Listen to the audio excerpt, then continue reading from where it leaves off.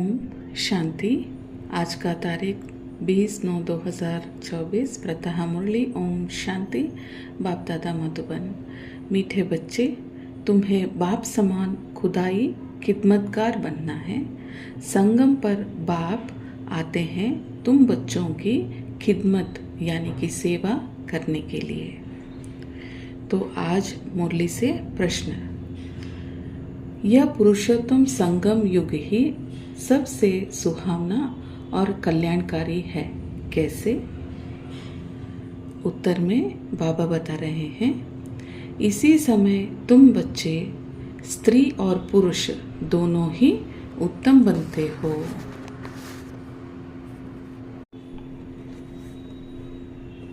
यह संगम है ही कलयुग का अंत और सतयुग का आदि के बीच का समय। इस समय ही बाप तुम बच्चों के लिए ईश्वरीय यूनिवर्सिटी खोलते हैं। यहाँ तुम मनुष्य से देवता बनते हो। ऐसी यूनिवर्सिटी सारे कल्प में कभी नहीं होती। इसी समय सबकी सद्गति होती है। तो बाबा कहते हैं कि इस समय तुम बच्चे स्त्री और पुरुष दोनों ही उत्तम बनते हो, यानी कि बाबा का जो रूहानी ज्ञान है, इस आधार पे हम स्त्री और पुरुष दोनों ही देवी गुण बरतते हैं। बाबा जब आके बताते हैं कि आप आत्मा हो और मैं आपका बाप परमपिता परमात्मा परमधाम से आया हूँ और आप दैवी गुण वाले बच्चे थे जब आप सतयुग में थे।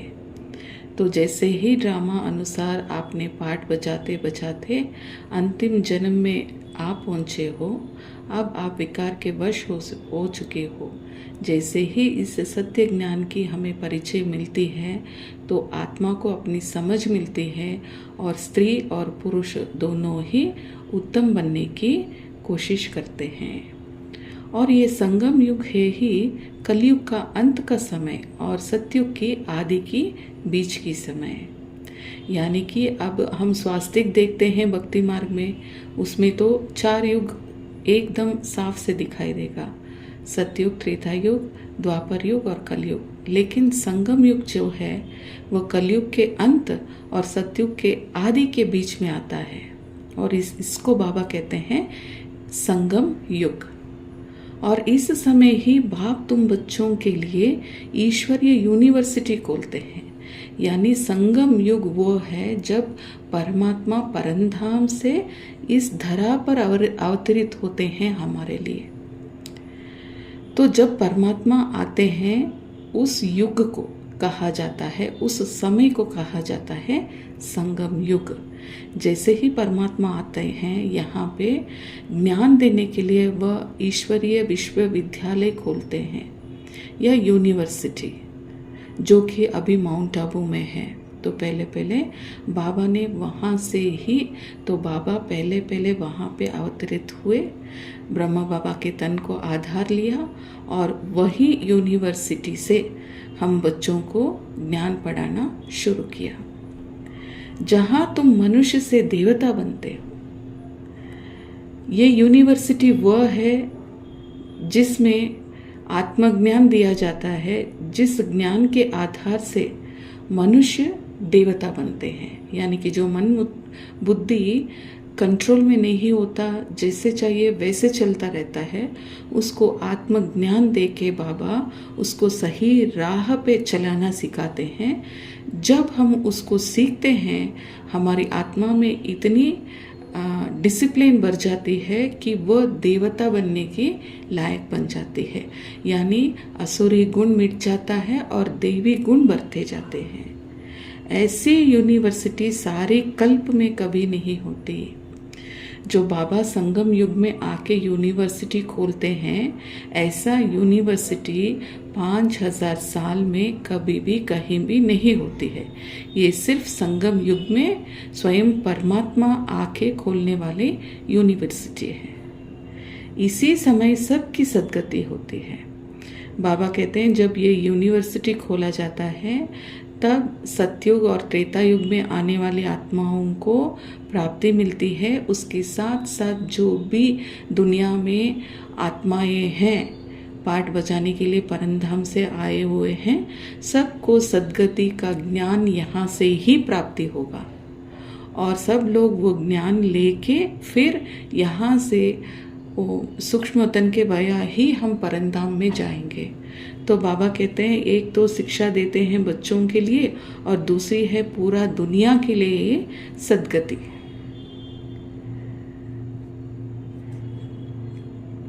ओम शांति। तो आज बाबा मुरली में और भी बात की समझानी दे रहे हैं हमें कि पतित पावन हैं बाबा, उनको याद करते हैं कि हमें आके पावन सतो प्रदान बनाओ। तो बाबा कहते हैं मैं आता हूँ आपको सतो प्रदान बनाने के लिए, लेकिन मैं आपको एम ऑब्जेक्ट भी देता हूँ। सिर्फ आपको सतो नहीं बनना है, लेकिन सतो प्रदान बनना है। तो बाबा आते हैं, ये ज्ञान देते हैं, इस द्वारा हमें सतो प्रदान बनने का शिक्षा देते हैं कि आत्मा जब ये विद्या को धारण करती है और अपने आप को आत्मा समझ परमात्मा के साथ बुद्धि योग जोड़ती है, तो उसमें इतनी शक्ति बढ़ती है कि आत्मा तमो प्रधान से सतो प्रधान बन जाती है। और बाबा कहते हैं सतो और सतो प्रधान का दोनों का अंतर ये होता है कि जो सतो प्रधान होते हैं वह सूर्यवंशी में आते हैं और जो सतो होते हैं वह चंद्रवंशी में आते हैं। तो बाबा आते हैं कि कंप्लीट आत्मा को सतो प्रधान बनाने के लिए।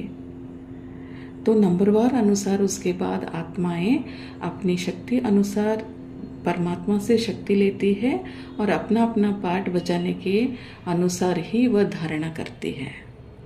और बाबा कहते हैं यह बात भी शास्त्रों में नहीं है। जो बाबा अभी आके बता रहे हैं कि सूर्यवंशी जो है वह संपूर्ण सतो प्रधान और चंद्रवंशी जो है वह सतो प्रधान।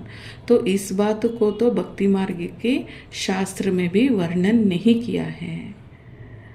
बाप बैठ समझाते हैं, जिसको ही ज्ञान अर्थात नॉलेज कहते हैं। तो स्वयं जब तक परमात्मा ना आए तब तक इस ज्ञान को बारे में किसी को पता नहीं है। तो इसके लिए बाबा कहते हैं इसे कहा जाता है सच्चा ज्ञान या फिर नॉलेज। तो देखिए बाबा हमें कितनी सहज समझानी दे रहे हैं सतयुग की प्राप्ति के लिए। और बाबा आगे कहते हैं कि वही मनुष्य सृष्टि के बीज रूप हैं। तो ज्ञान से सद्गति करते हैं। देखिए है सभी, देखिए यहाँ बाबा इस बात की समझानी दे रहे हैं कि वही मनुष्य सृष्टि के बीज रूप हैं। तो जब तक बाप ना आए तो इस मनुष्य सृष्टि के रहस्य को भी कोई जान ना सके। तो वह है इस मनुष्य सृष्टि रूप का बीज रूप। और फिर ज्ञान से सद्गति करते हैं, क्योंकि आत्मा ही शरीर लेके अपना पात्र बजाती है या अपना जो भी ड्रामा अनुसार उसको पात्र मिला है निभाने के लिए, अभिनय करने के लिए, वो बजाती है। तो उसका जो पूरा रिकॉर्ड है वो तो आत्मा में होता है। तो जब तक स्वयं परमात्मा ना आए तब तक हमें इस सत्य ज्ञान का पता नहीं चलता है। तो इसके लिए बाबा कहते हैं वह है मनुष्य सृष्टि का बीज रूप। बाबा आज जो हमें 7 डेज में कोर्स दिया जाता है उसमें जो वृक्ष का चित्र दिखाते हैं उस आधारित पर बाबा ने आज ज्ञान दिया है। बाबा कहते हैं कि यह फिर है वैरायटी धर्मों का वैरायटी चित्र है। सब मनुष्य, परंतु उनमें वैरायटी बहुत हैं। तो इसीलिए बाबा कहते हैं कि विराट लीला कहा जाता है। तो बाबा कहते हैं देखो मनुष्य लीला कैसी बनी है कि जैसे ही हम वृक्ष को देखेंगे तो वैरायटी यानी कि वृक्ष के जो ब्रांचेस आते हैं। तो जैसे ही सृष्टि शुरू होती है तो आदि सनातन देवी देवता धर्म, उसके बाद में द्वापर से लेते हैं तो मुस्लिम क्राइस्ट जो जो जिस जिस समय के अनुसार आके अपने धर्म को स्थापन करते हैं, वह अपने अपने अनुसार आके जो वृक्ष की वृद्धि होने की चित्र दिखाई है, वैसे ही इस सृष्टि रूप में आत्माएं आके अपनी अपनी धर्म को स्थापन करती हैं। और आज संगम युग के अंतिम समय पे वृक्ष जड़ी जड़ी भूत अवस्था में खड़ी हुई है। तो बाबा पूरा सृष्टि चक्र का ज्ञान इस वृक्ष में बताते हुए बाबा कहते हैं, देखो बच्चे, ये विराट रूप की लीला देखो कि आत्माएं कैसे परमधाम से आती है और यहाँ अपनी पाठ बचाती है। तो बाबा हमें पूरा का पूरा इस सृष्टि चक्र का ज्ञान देते हैं और इसकी समय का ज्ञान देते हैं और आत्मा की पात्र का अभिनय करने का भी हमें ज्ञान देते हैं। और फिर बाबा आगे 84 जन्मों के बारे में कहते हुए कहते हैं कि 84 लाख योनियों में, भक्ति मार्ग में कह देते हैं कि इतने इतने सब योनियों में जन्म लेंगे। तो बाबा कहते हैं ऐसे थोड़े ही ना होता है, मनुष्य ही पैदा होता है। लेकिन ऐसा है कि जब मनुष्य तमो प्रधान में आ जाता है, या फिर जैसे ही वह द्वापर से रजो से लेके तमो तक उसका ट्रांसफरेशन होता है गुणों का, तो उसमें ये जब आत्मा तमो प्रधान तक पहुंचती है तो उसमें ऐसे गुण बनने शुरू हो जाते हैं जैसे जानवर। तो जानवरों की लक्षण जब इंसानों में दिखती है तो उसके लिए कहा जाता है कि मनुष्य जानवरों मिसाल जन्म लेते हैं। तो आत्मा तो सिर्फ शरीर लेगी इंसान का, ना कि वह शरीर लेगी कोई जानवर का, जंतु का या फिर पक्षी का।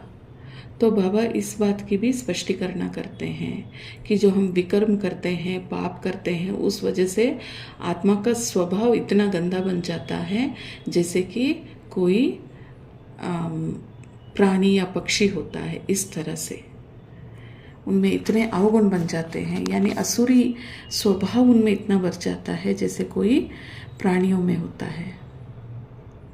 और आज धारणा के लिए मुख्य सार, पहला पॉइंट बाबा बता रहे हैं, इस रावण राज्य में रहते पतित लोक लाज कुल की मर्यादा को छोड़ बेहद बाप की बात माननी है, गृहस्थ व्यवहार में कमल पुष्प समान रहना है। देखिए बाबा कहते हैं पहले तो ये रावण राज्य है तो सब है ही पतित। तो पतित कौन सी सच्ची लोक लाज सिखाएंगे? तो है भी वह नियम ऐसे बुरे वाले। तो बाबा कहते हैं सत्य बाप आए हैं, सत्यता की राह दिखाते हैं। तो ये झूठी रावण राज्य की ये जो लोक लाज है ना, इसको आप भूल जाओ और सच्ची मर्यादा का पालन करते हुए आप जो शिव बाबा कहते हैं उसको फॉलो करो और गृहस्थ व्यवहार में रहते अपने को कमल फूल समान बना लो, क्योंकि ये है हमारा कर्म क्षेत्र।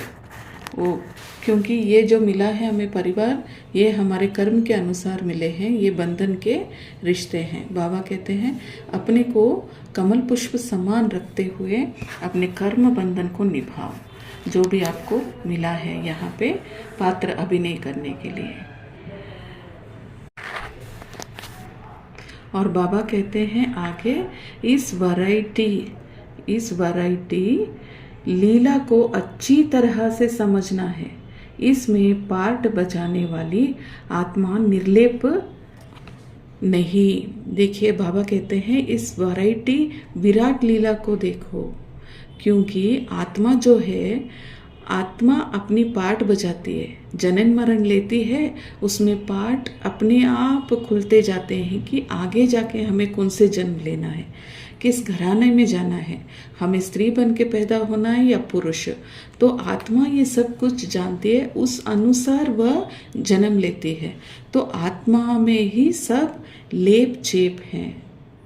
तो आत्मा निर्लेप कह देते हैं भक्ति मार्ग में, तो ये तो बहुत बड़ी गलत बात है।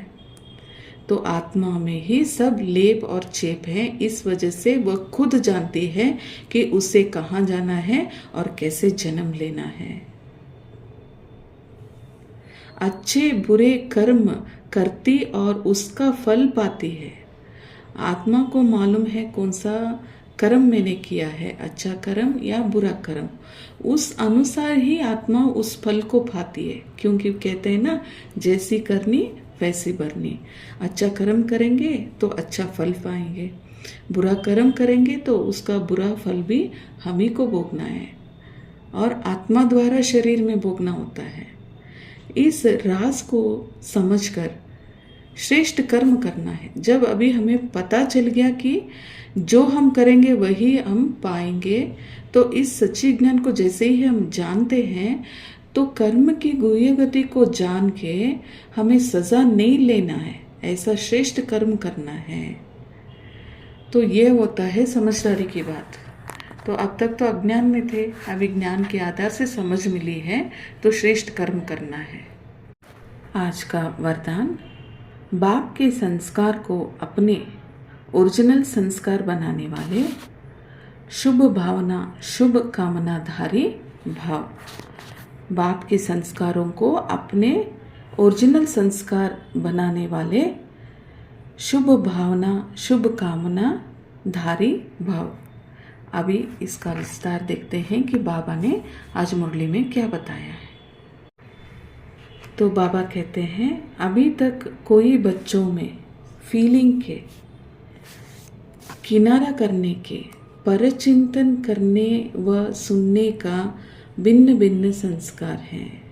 देखिए बाबा संस्कारों के वैरायटीज बताएं, फीलिंग में भी आ जाते हैं और किनारा कर देते हैं, इनका हमसे बनता नहीं है तो किनारा हो जाओ। और फिर परचिंतन, यानी कि दूसरे के बारे में सोचना। तो ये भिन्न भिन्न संस्कार हैं, जिन्हें कह देते हैं कि क्या करें, मेरा ये संस्कार है, ये मेरा शब्द ही पुरुषार्थ में ढीला करता है। तो जैसे ही हम मेरेपन में आते हैं, अपनी बलहीनता को हम लोग सर्टिफाई करते हैं, क्या करें, ये तो मेरा स्वभाव है, संस्कार है, मैं कुछ नहीं कर पाता हूँ। तो ये जो अपनी बलहीनता या फिर अवगुण भी कह सकते हैं, इसके वजह से ही हम पुरुषार्थ में ढीले पड़ जाते हैं। ये रावण की चीज़ है, मेरी नहीं। बाबा कहते हैं मैं तो आत्मा हूँ, और ये जो शरीर है ये द्वापर से लेके ये तो रावण की चीज़ है।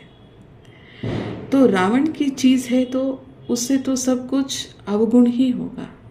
तो विकारों के वश होके ही मैं और मेरापन, ये जो मैं है, ये पहला रावण का चीज़ है। बाबा आज बहुत स्पष्टीकरण से बता रहे हैं, तो इसको पहले छोड़ना है, मेरी नहीं।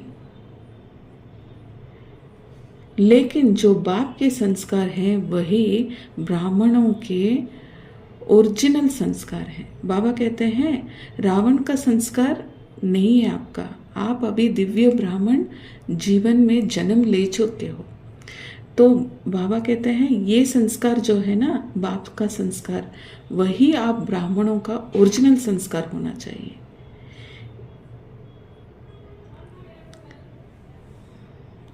वह संस्कार है विश्व कल्याणकारी, यानी शुभ चिंतनधारी। जो बाबा का स्वभाव है वह है कौन सा, विश्व कल्याणकारी और शुभ चिंतनधारी। तो बाबा आते हैं विश्व की परिवर्तन करने, और फिर सबके प्रति उनको सिर्फ शुभ भावना ही रहती है। तो ऐसे आप भी विश्व कल्याणकारी बनो और शुभ चिंतनधारी बनो। सबको, सबके प्रति शुभ भावना शुभ कामनाधारी बनो। देखिए सबके प्रति हमें शुभ भावनाधारी भी बनना है और शुभ कामनाधारी भी बनना है। यही है बाप का संस्कार, चाहे जो भी जैसे भी हो। लेकिन मैं बाप को प्रत्यक्ष करने वाला बच्चा हूँ, तो बाप समान उनके गुण और लक्षण मुझ में होना चाहिए। सिर्फ मेरा कर्तव्य है सबके प्रति यही संकल्प करें, शुभ भावना और शुभ कामना।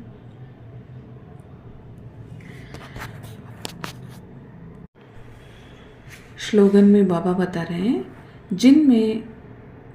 जिनमें समर्थ हैं वही सर्व खजानों का शक्तियों का अधिकार बनेंगे। देखिए, जिनमें समर्थ हैं वही सर्व शक्तियों के खजाने का अधिकार बनेंगे। खजाने को इस्तेमाल करने के लिए समर्थ बुद्धि चाहिए, तब वह शक्तिशाली बनेंगे। तो बाबा कहते हैं जो भी खजाने बाबा देते हैं हमें, उस शक्तियों का खजाना, उसे जब हमें अधिकार में लाना है तो हमें समर्थ बनना है। तो इस स्लोगन के आधार से हमें आज जो भी बाबा ने बताया है उसको ध्यान में रखते हुए अपने जीवन में जो जैसी परिवर्तन लाना चाहते हैं उसको लाइए और सत्युग का प्राप्ति को आप परमात्मा से लेते जाइए। बाबा आए हैं हमें सत्युग की प्राप्ति दिलाने के लिए, और यही शुभ भावना और शुभकामना है कि सब बाबा से प्राप्तियाँ, सब शक्तियों, सब खजाने बाबा से प्राप्ति करें और सब आत्माएं सुख शांति समृद्धि में रहें। अच्छा, ओम शांति।